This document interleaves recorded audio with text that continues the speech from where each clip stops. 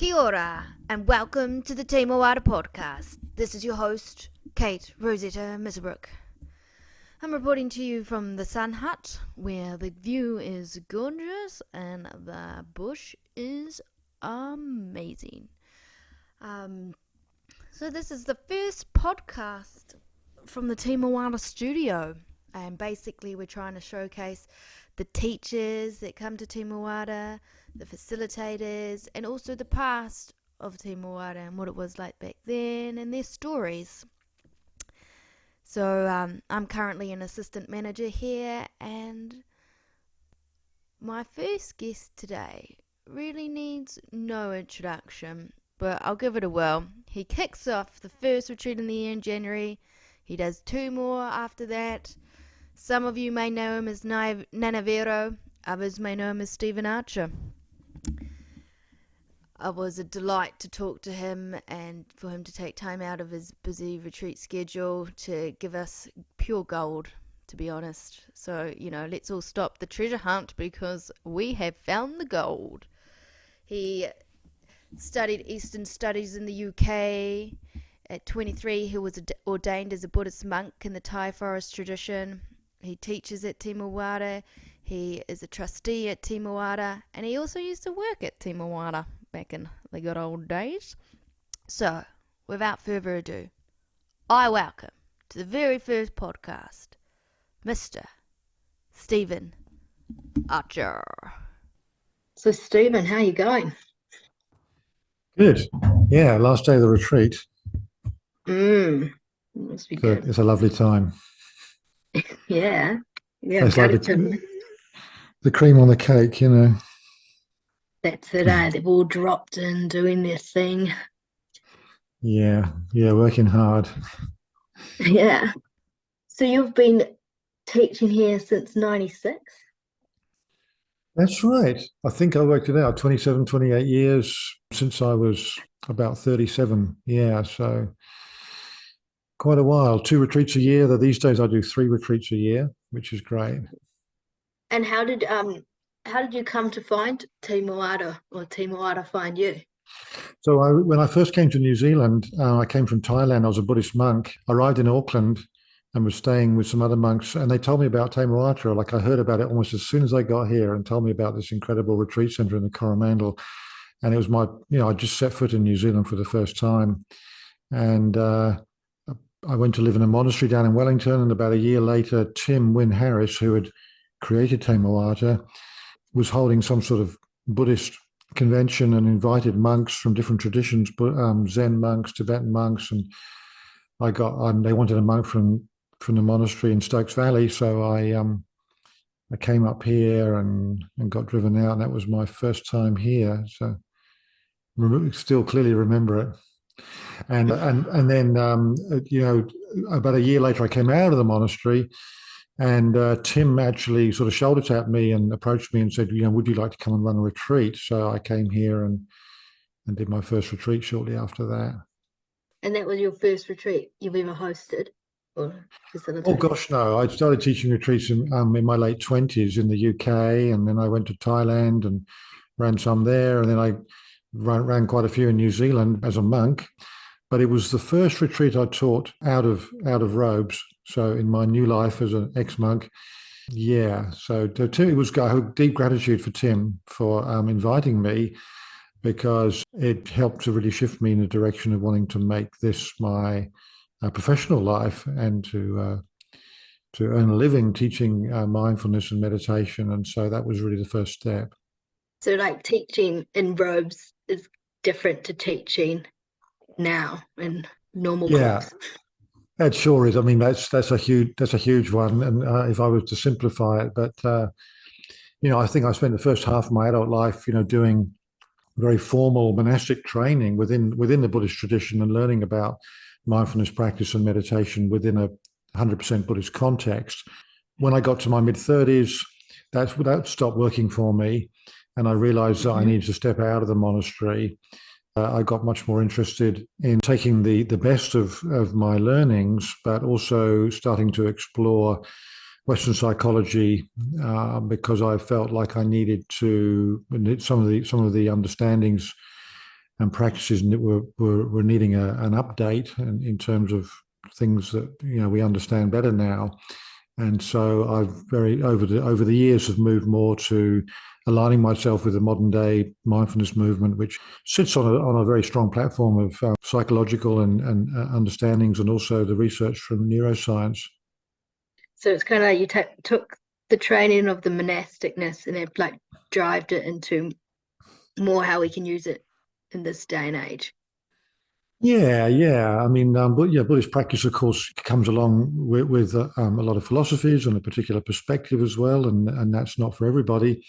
And it's also a perspective on life, which was created 2,500 years ago. And I felt a strong need to be able to step into 21st century living and sort of draw on a lot of the just the understandings of human nature and how the nervous system works and the brain and what assists us to become calm and clear, and how to balance and regulate the nervous system, and how to work with difficult emotions, and developing self-compassion. Of course, mindfulness practice itself is a very universal thing, and shows up in all the wisdom traditions in terms of practices that promote self-awareness and promote loving kindness. But I think that the current approach is one that, certainly, as you say, I'm jiving with most of all. Yeah, I find when I enter your retreats, there are lots on like, you feel like it's lots towards self-love and letting things arise and loving them, which is one thing we all seem to not do when the bad emotions arise, eh? Yeah, dead right. And it seems to be that, I don't know, it's not for me to say outside of our current culture, but it seems to be a huge thing that although we've got a huge amount of technological development and intellectual development, and material development of all kinds, that very often we still have a lot of difficulty in the area of our own emotional intelligence, and a lot of wounds that can block us from being emotionally intelligent. So much of the groundwork of mindfulness practice really is sort of learning skills for self-regulation and learning how to attune to our own bodies and soothe ourselves when we're experiencing difficult emotions, so that we don't lose the plot or get all overwhelmed and caught up. And that's a huge piece of work, but there's so many goodies in all of that. And then, over time, I think that naturally creates a calmer, clearer mind, which we traditionally would say where the insight and wisdom, are able to operate from. And as the heart starts to settle and open, then we experience our inherent capacity to give and receive love, which is, just so crucial for human life. And so that wisdom and compassion still plays quite a big part in the mindfulness game still. Yeah, well, I mean, how could it not? Because we're talking about qualities that are installed in our heart, or we could say, that we're wired for. We know from our modern day science understanding that our bodies, our nervous systems, and brains are wired for connection. It's one of our most basic core needs, and we also have a ton of research that shows that if we don't get enough, if we're not in that flow of giving and receiving love enough, particularly when we're young, then it has a profound effects on our health, both physically and mentally. So mindfulness practice is simply helping to restore us and balance us to our original nature. And there's no add-ons or anything. It's more just like sort of uncovering what's already there. I think the ancient wisdom understood that, and we're getting an increasingly good understanding about it, from a scientific perspective these days. It kind of just helps you uncover what's underneath with that stillness. Yeah, and particularly like here at Te Moata, in a silent retreat. I mean, this is one way of doing it. Actually, in order to come on a 7-day retreat like this, you need to have a certain degree of resilience, a certain capacity to encounter our inner world of thoughts and feelings, to be able to sort of sustain attention and some emotional relatedness to ourselves. But I try to make the retreats as broad spectrum as possible, so that people who have never done any kind of mindfulness or meditation practice in the past can come along find their way with this. And so I think one of the primary ways that I do this is to put a huge emphasis on safety, so that when people come here, they're not coming into some sort of boot camp type environment where they're going to get pressured or all kinds of rules and regulations that might seem a bit hard. And I just really want to create a situation where people can feel safe and that they can start to relax. And of course, having the incredible nature sanctuary wrapped around us here is a wonderful support, for this process. And then we can kind of enter into the practice in a kind of more gentle way, and slowly deepen from there. I think, having that nice welcome safe space, and it's not so like dog-tearing, like does leave space, to do what you need to do in your moment. That's right.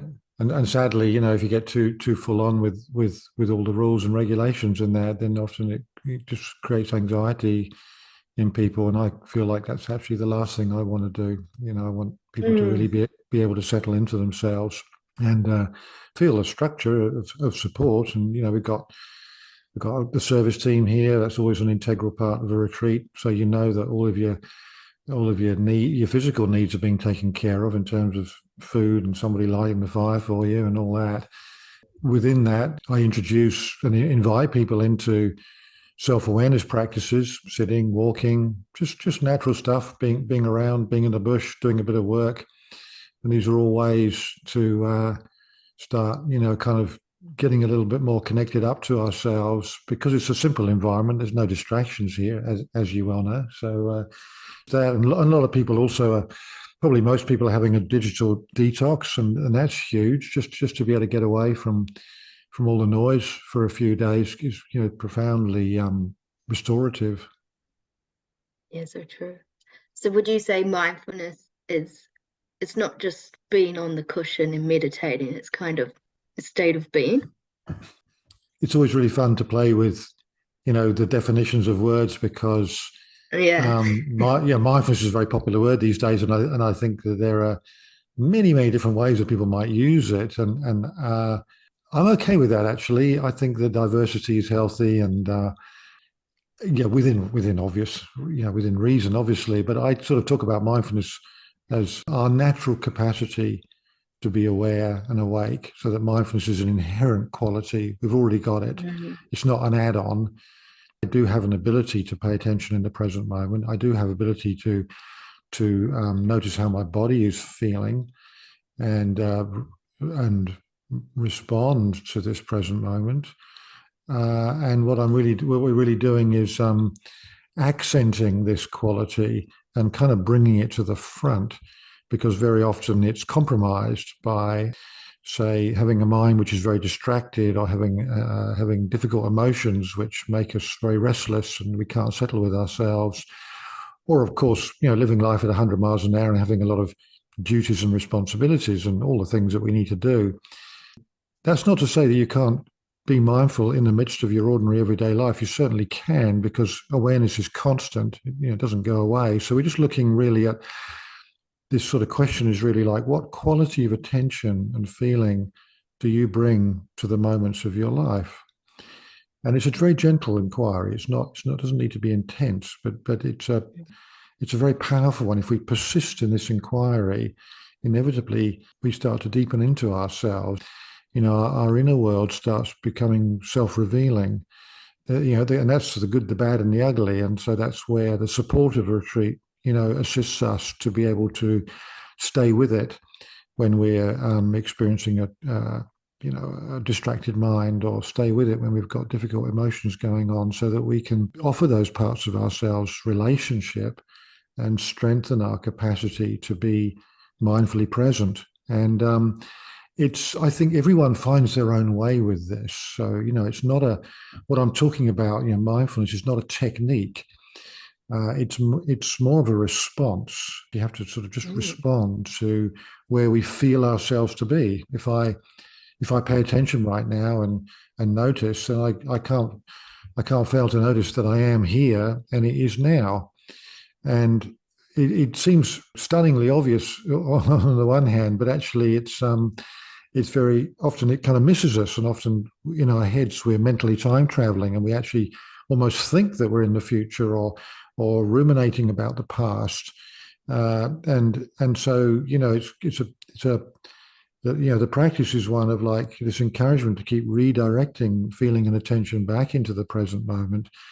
And when we do this, there's a whole number of byproducts that start to happen. One of them is that it tends to reduce our anxiety. It tends to increase feelings of being safe and connected, even to our body, to the earth, to each other, to spirit, in whatever way you may feel that, the sort of deeper dimension of our being.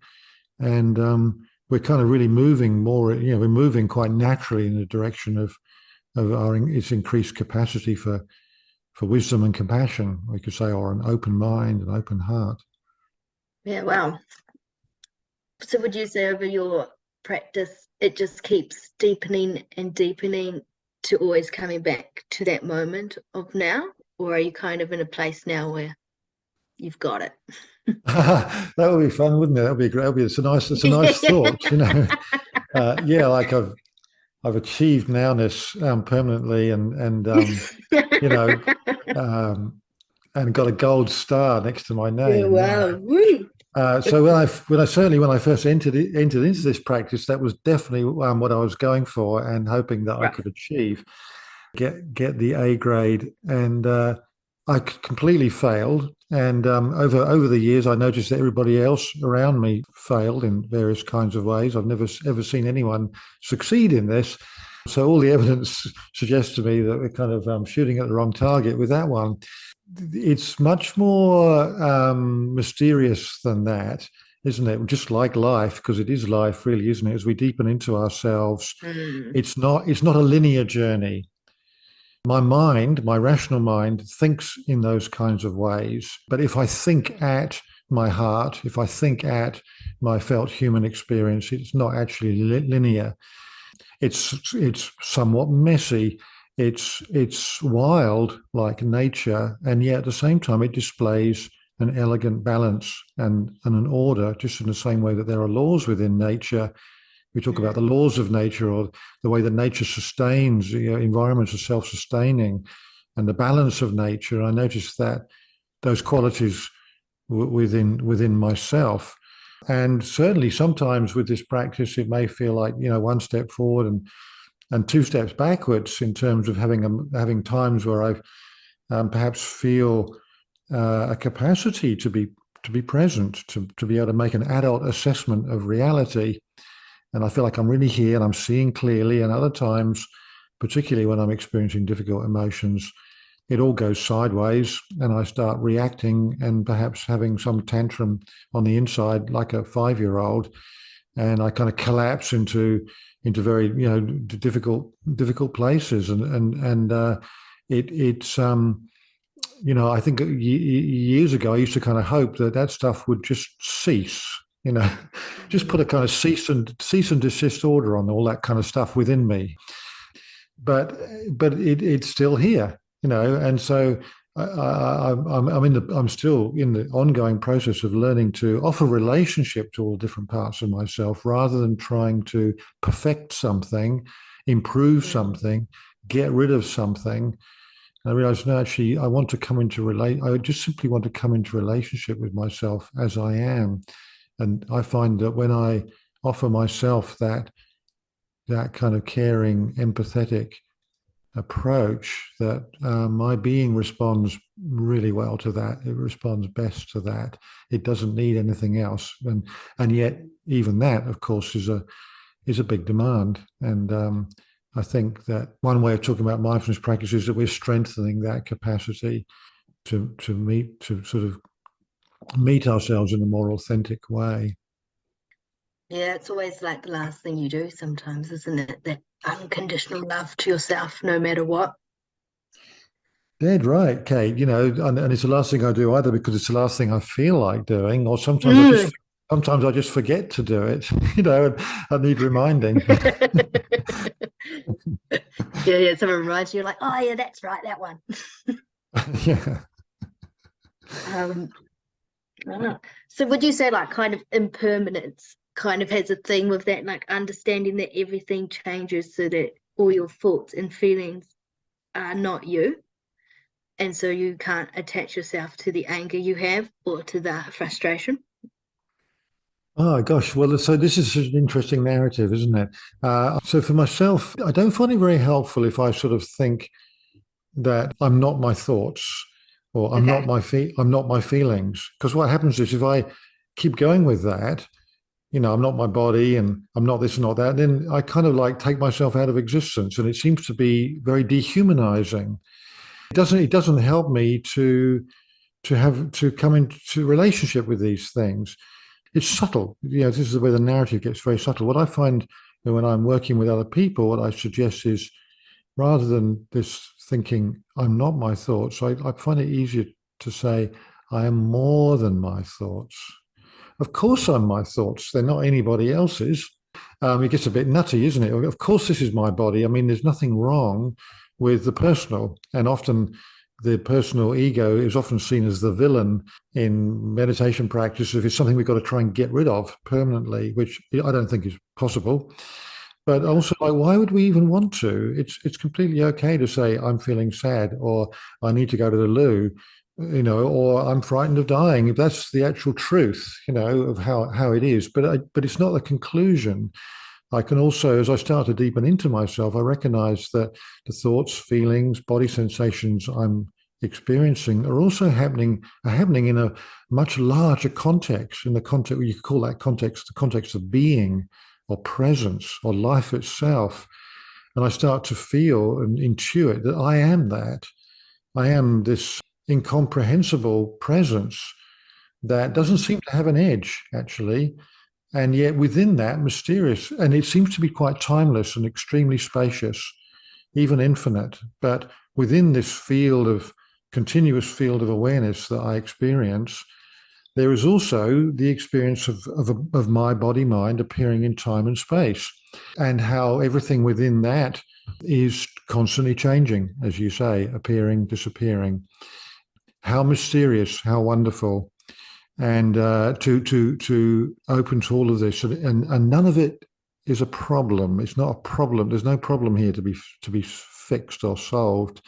It's this mysterious marriage of time and space with the infinite. I think this is the entire weaving of what it is to be human. And how do I engage with the being of myself, particularly when I experience suffering? I mean, suffering's in some ways a good one because it's not a concept, is it? When we're hurting, we know it, and it's immediate and awful. And so, I often think that like what helps to keep me grounded is to actually have a response and have a caring, compassionate response to any part within the great circle of awareness that feels exiled or is hurting or is feeling stressed, and to start taking care of those places. So it's helpful at times, and I think necessary, to be able to settle right back into being and just witness the arising and passing of all things in a connected way.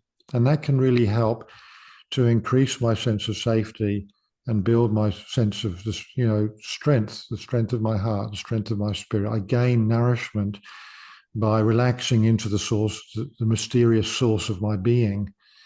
And I'm not wanting to sound kind of weird or anything. I mean, it's just like the silent presence, when the mind settles, I feel like there's silent presence, and it's wonderful to be able to like drink from that well. I often think of that as like the well of being that I can drink from and be nourished, and that gives me strength. But also, I feel how important it is to step into my humanity and receive the gift of this body and this life that I have been given, and to fill it with awareness and feeling. That's what it wants. That's what it's inviting.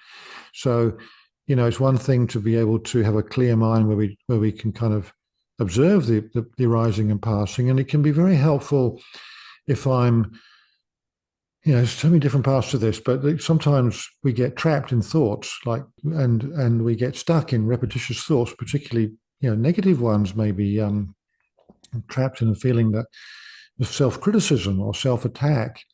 And it can be very helpful then to be able to shift out and see that these thoughts are not true. I wouldn't say they're not me. They were definitely thoughts that got constructed perhaps at a time when I was experiencing threat or some earlier part in my life, but now they've become a pattern within me, a construction of thinking within me, and it can help if I start to recognize these thoughts are not true, and let me remind myself that I am completely okay. I am innocent. I was born completely innocent, and even now, I am sitting here completely innocent in life. I may have done things that I don't feel good about or hurt people, and those behaviors are not okay. But in terms of my innermost being, I am completely innocent. It doesn't change that, and that can really help to remind myself, even through thinking, so I can start shifting out of perhaps tight, suffocating patterns of thought. So it's very gentle work, and to even understand and feel into how come I think I'm no good, or how come I'm feeling that I'm not enough, or that no one, that I expect to be rejected, or I feel like I'm not lovable. Sadly, these kind of narratives that we hold about ourselves are normally formed in kind of situations where we're not feeling loved enough, we're not feeling safe enough. And yeah, I agree that it's helpful to be able to relax back and not not see those patterns as actually defining me, but and be able to incline towards more healthy thoughts. But I also feel like yep, mindfulness is an inclusive practice. So every part of my experience and my humanity and the deeper dimensions of my being, they're all welcome here. And there's nothing that I'm trying to get rid of or think that's not who I am. Everything is welcome and is worthy of relationship. Yeah, it's not like a pick and choose. You can't pick and choose, but everything is welcomed. Well, I think that's what love and compassion seems to want to do, in spite of myself a lot sometimes.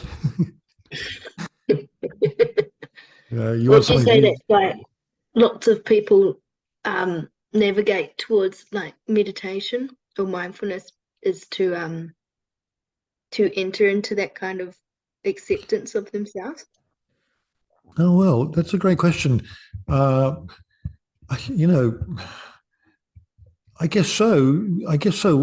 Whether it's top of mind or not when they first come to it. Maybe they might come to mindfulness practice because they're curious, or because Mm. one of their friends told them they should give it a go, or they maybe have some ideas that this could help me to relax a bit, sleep better, or whatever. I think we're drawn with different motivations, but at the same time, I experience a yearning within my being for authenticity, to be able to come to Mm. rest in myself and to relax. I think that's quite a deep need, and a deep healthy need, and also there's a yearning for connection within me. And I think that's all how our nervous system is constructed.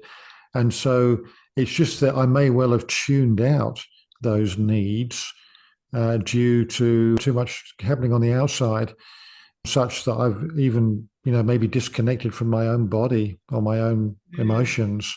So I, may not be feeling that, but maybe underneath it all, there's still that kind of motivating force. But I do notice that yes, when people step into mindfulness practice, that pretty soon, we're up against the challenge, the crunch of meeting ourselves and think, wow, why is it so hard for me to relax? Why is my mind so active all the time and never seems to settle? And then but I guess also people have moments along the way where they start to feel a sense of ease. I remember when I first started practicing meditation. I was about 20. I was about 18 actually, and I went along to a Zen group in London, and we had to sit cross-legged. It was all very serious stuff. We had to sit cross-legged without Yeah. moving for 30 minutes and count our breathing. And my experience of it was that my legs were on fire. It was very physically very challenging experience just to try and sit still.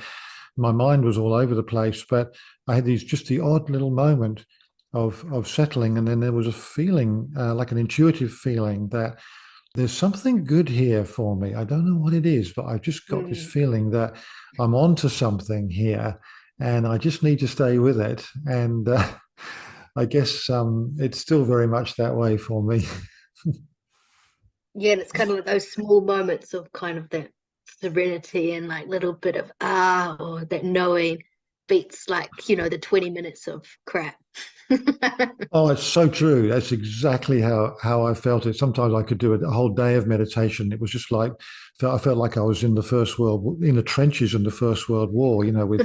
With shells going over my head and explosions happening all around me. I think, gosh, this is crazy. And then maybe in the evening meditation, I might sit and just suddenly just drop into a sense of peace and stillness. And it was like, oh, it made the whole thing worthwhile. It was absolutely worth it for that. This one moment has proven to me, and the taste of that piece is fabulous. Yeah. So when you decided to leave the monkhood, was that a hard decision? It wasn't a hard decision because in some ways I didn't feel like I had to do it in the same way that I didn't actually, it's like my heart decided, just drew me. I just got pulled. I got pulled into the monastery because really that was, I'm talking here about the early 1980s when mindfulness was not a mainstream thing, and many people probably still felt that meditation was somewhat suspicious activity or worthless, perhaps as well. Yeah. When I got into mindfulness practice back then, I wanted to find other people that I could practice with, and there weren't a lot of people around. But I found a community of Buddhist monks who thought, great, these guys are hardcore. They're really going for it, having a whole lifestyle of meditation. So these are the sort of people I want to be with, and I just felt this natural attraction. It wasn't really there wasn't really a plan B at that time in my life. I kind of felt like I did this piece is definitely I definitely want and need more of it in order to be fit for purpose, really, and as a human being.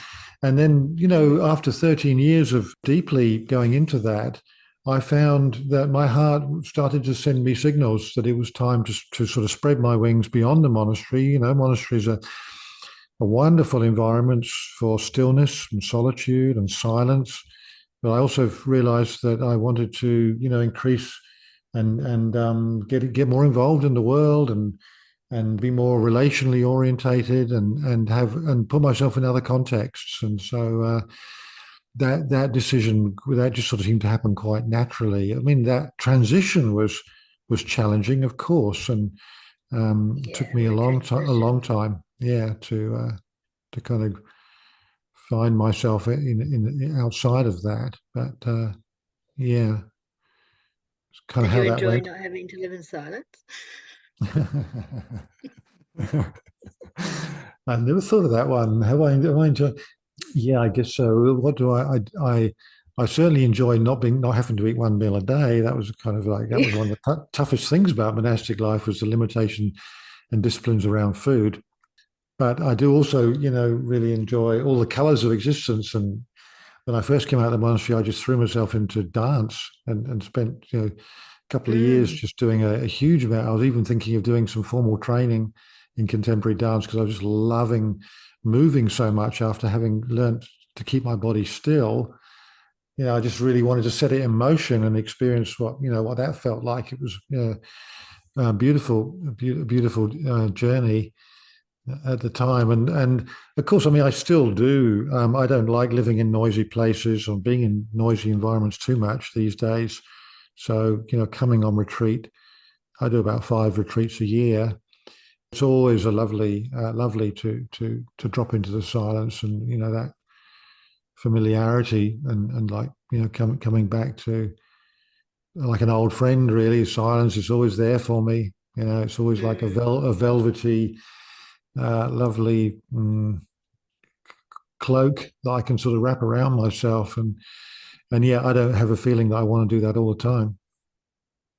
Yeah, I hear you there. So mindfulness is a big word, but what do you reckon about somatics? Because that seems to be another big word coming up in the last year. Where have you been hearing that?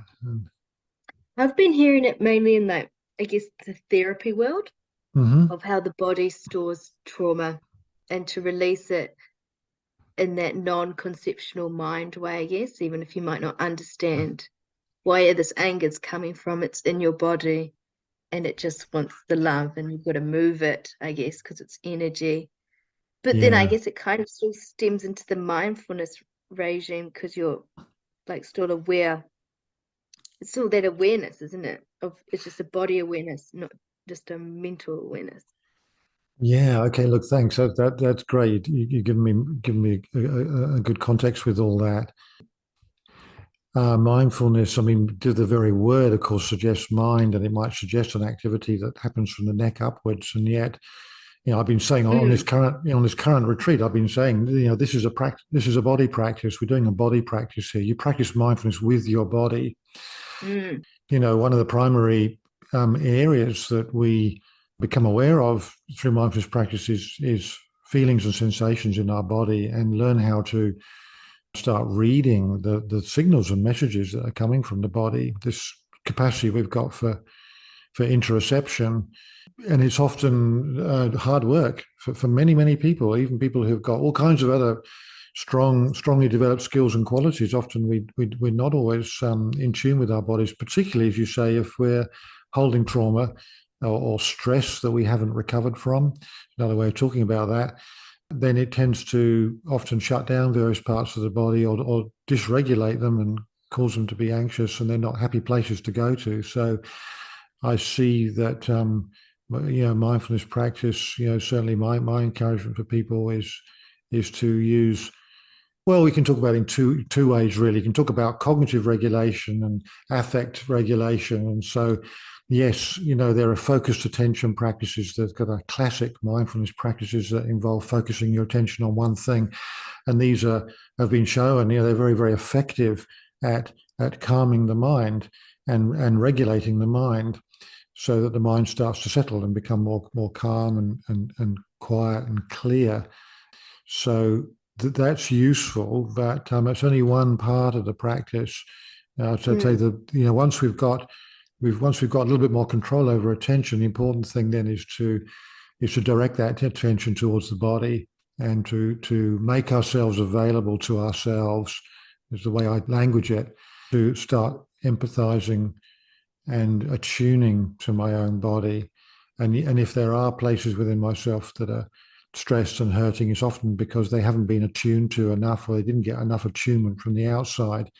But I'm now bringing my adult resources and capacity to offer relationship through attention and feeling, and responsiveness to these places. And the somatic dimension is hugely important, and is often underestimated. And it's the seat of our emotional intelligence, isn't it? I like to think that mm, emotions are somatic information. I yeah. heard once. I thought, yeah, that's pretty amazing. And I wish I'd been taught this at school. I wish I'd had lessons about how to read the signals coming from my body, so I could magnify my emotional intelligence. But sadly, I don't remember any classes in that Yeah. one. There's I huge didn't get emphasis. any either. Right. So we're kind of playing catch up here. Yeah. Yeah, I like how you said that word attunement. That's cool. Like how it just maybe just didn't get attuned at some point and it's waiting to be attuned. Yeah. Yeah. I guess we do it naturally with people we feel safe with and we feel really connected to. That hopefully we had that with our primary caregivers, but sadly it's not always the case. and perhaps normally through no fault of their own, they may not have been able to show up enough for us or be attuned enough. And I mean, it's never going to be perfect, but it's wonderful that we can strengthen this quality in ourselves, bit by bit. And there's just so many benefits to it. So it's such an important skill. Yeah, definitely. So with your retreats, you're quite improv. Like there's not much, you listen, I guess, to what arises at the moment and how the retreat's going at this time. Is that from what you learned in the Thai forest, or just kind of is how you are? It's both. I can't really separate them out because my experience, in the monastery is such an integral part of my life. But certainly in that tradition, we were certainly encouraged to do things in an improvised way, and the way that I come to that is like, well, I like to think that I'm going to create a context where people can experience their natural capacity to be mindful, and that context has to be one that's safe and purposeful and with some degree of direction. So I'm holding that space. I'm holding the context where people can experience their own capacity to be mindful. And the invitation that I'm putting out for everyone, of course, is to be present and to trust emergence. So I think if I'm asking that for everybody else, then I need to role model it myself. I can't rehearse what I'm going to say and have it all worked out and do it by numbers because I'm not trusting presence. So for me, when I come on retreat, I step into the circle of the retreat myself and I start getting present with myself because I think I want to walk. I've got to walk the talk here, and it just feels the most natural thing to want to do. And then when we sit together and we're all connected up in this practice, then I find that themes start to emerge, and we've I don't need to have it all worked out. I don't know what's going to come next. I have to just trust, one moment at a time, and listen as deeply as I can. So that's the reason why. I don't do retreats by numbers. I don't have a methodology, unless you want to call it an emergent methodology. But I do trust that presence is. If we all orientate ourselves to it, then it sort of it's almost like it creates like a carrying wave that just sort of takes us along, and we're all in this experience together. And that includes me. I'm learning as well. It's not like I know where this is going, but I don't need to know. And I see within myself that when I used to, of course, try and get it worked out and think, oh, what am I going to talk about tonight, or which meditation should I be teaching? That I noticed that actually I'm quite anxious right now. So I got more interested in what's this anxiety about?